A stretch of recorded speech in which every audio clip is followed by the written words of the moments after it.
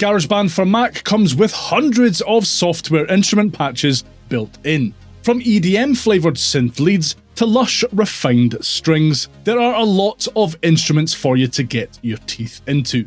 But what if you want to create your own instruments and use them across multiple projects?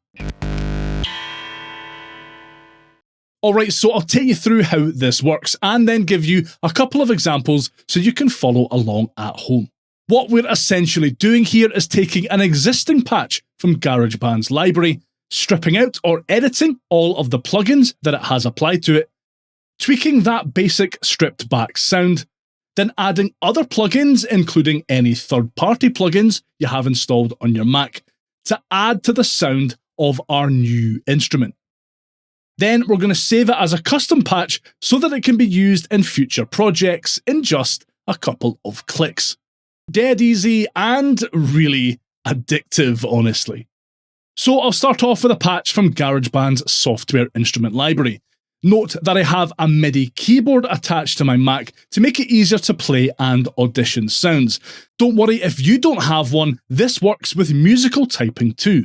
Hit the Command and K keys on your typing keyboard to open musical typing and you'll be able to play notes on your typing keyboard. Also, don't worry if your software instrument library looks a little bit different to mine.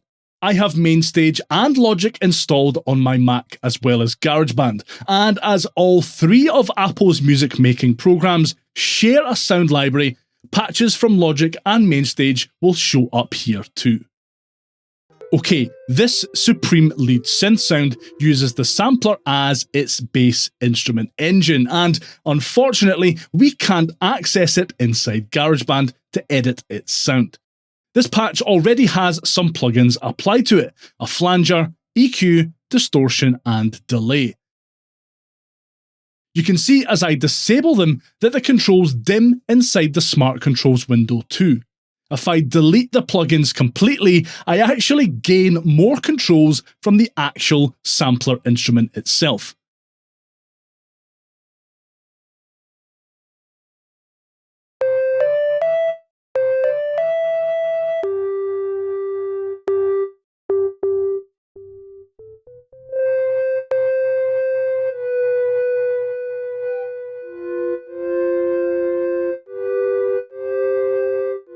Alright, so now I have my basic synth, I can add in different plugins to shape its sound. One of my favourite plugins at the moment is Bleece Shimmer.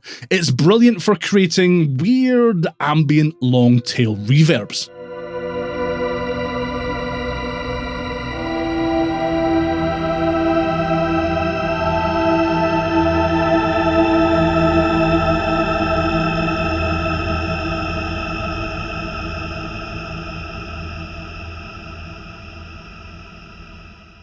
A great free alternative that provides a similar result is Valhalla Supermassive, which also gives you huge reverb sounds.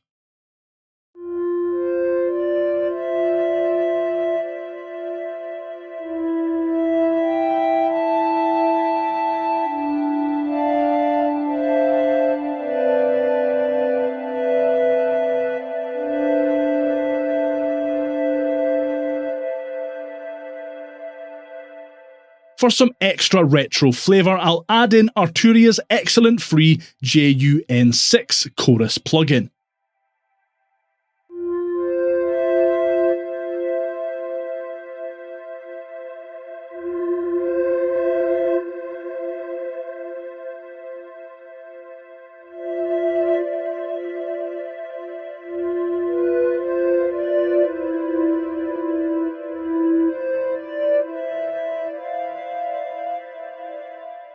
And for a little bit of added grit, I'll throw in Clevgren's free amp here as well.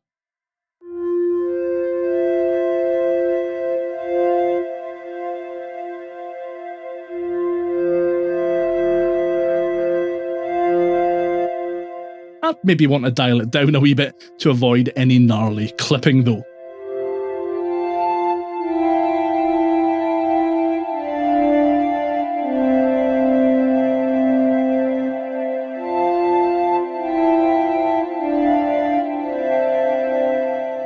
Now that I have my weird spaced out synth sound ready to go, I next need to hit the save button at the bottom of the library window.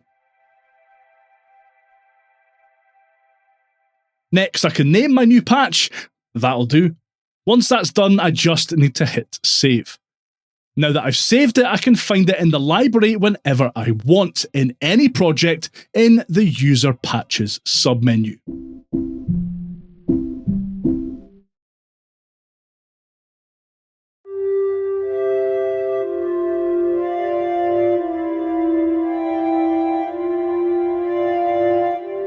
And you can do this for any of the instrument patches inside GarageBand. Here's a clav sound where I've edited its smart controls and added in extra plugins.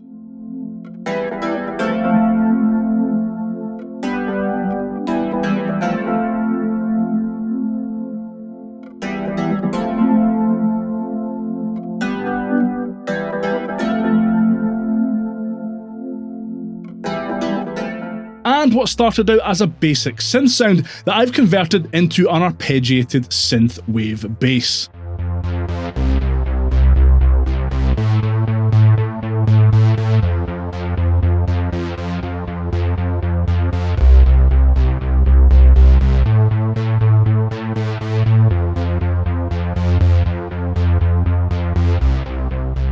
Really easy to do and a great way to add your own unique style to GarageBand's built-in instruments.